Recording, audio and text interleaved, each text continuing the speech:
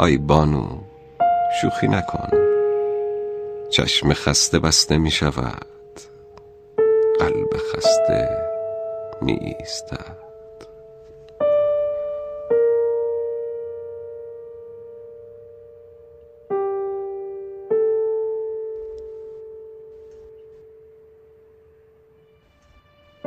زنبیل پیرزنی را بردم که هیچ نمی شناختمش.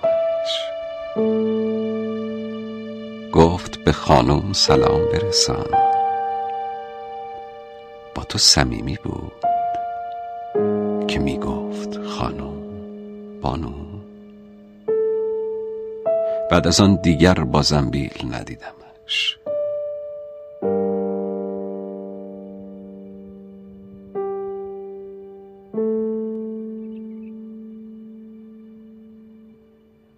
بوی رفتن می دهی، در را باز می گذارم.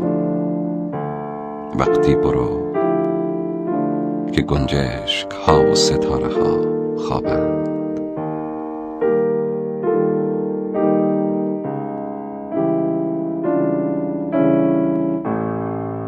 کسی را می شناسی که شیشه شکسته پنجره ای را بند بزند پیش از آن که بروی، پیش از آن که بشکند.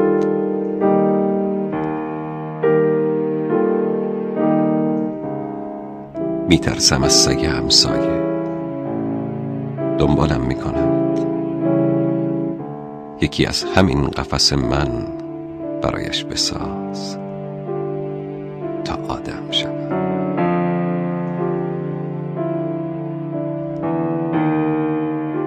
های بانو، بانو بانو بانو، بانو جان،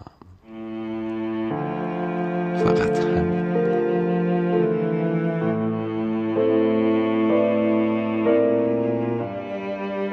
های بانو، از ظهر تا غروب طول کشید.